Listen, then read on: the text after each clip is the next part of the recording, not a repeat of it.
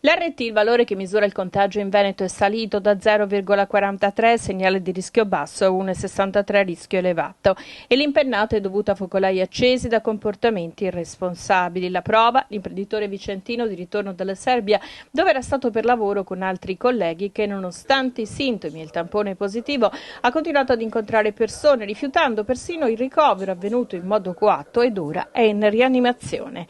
Risultato: 5 persone positive, 89 finite in isolamento fiduciario. Così non va, torna il presidente del Veneto Luca Zaia, che annuncia un'ordinanza restrittiva e invoca il governo nazionale a prendere provvedimenti drastici. Troppi coloro che non usano la mascherina e fomentano assembramenti. Io non so chi fare i complimenti, sinceramente. Da 0,43 a 1,63, da rischio basso a rischio elevato.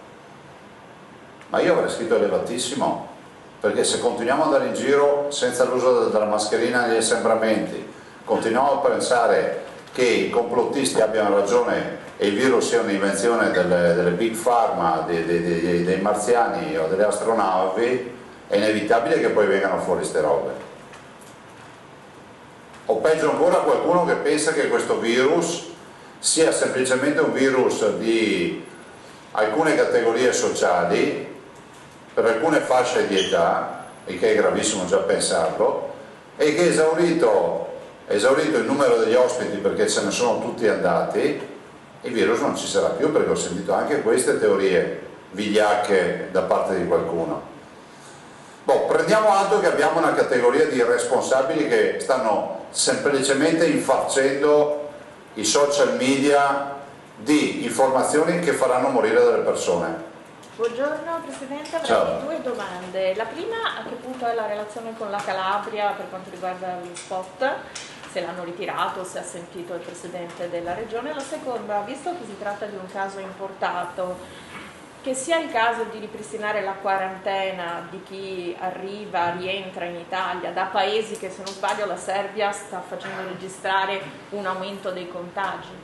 Ma guarda, anche qui ci sono dei temi. A me risulta che chi rientra da paesi extra Schengen debba fare la quarantena.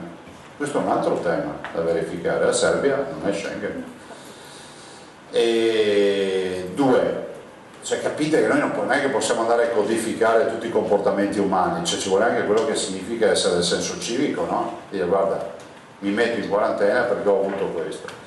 E per quanto riguarda lo spot, per quanto riguarda il tema estero, ve l'ho detto, guardate, neanche avessi saputo che sarebbe accaduto questo. Vi ho detto qualche giorno fa, l'ultima volta che ci siamo incontrati, venerdì forse, no, che giorno era? Lunedì? Martedì, sì, grazie, martedì, ancora non sapevamo di questa storia. Vi ho detto, parlando del badante, ho detto: guardate che è fondamentale che l'Organizzazione Mondiale della Sanità vada a codificare anche quali sono i modelli sanitari e le eventuali restrizioni, ma non per chiudere le frontiere, io non sono a favore di questo, ma di capire cosa si possa fare. Oggi c'è ancora un po' una babele su questo, penso che questo caso lo dimostra fino in fondo. Per quanto riguarda lo spot, so che hanno di fatto ripulito tutto lo spot dicendo solo che le spiagge sono belle e non sono, diciamo, frequentatissime, quindi sono abbastanza libere, appunto. Io non ho sentito nessuno, ce ne prendo atto di questo, mi hanno invitato in Calabria, semmai avrò tempo ci andrò prima o poi, però dico che non è stata una bella storia. Non è stata una bella storia, e secondo me il danno più grosso l'hanno fatto alla Calabria, perché poi ho visto i commenti, sono tutti calabresi che sono arrabbiati, quindi è stato un boomerang.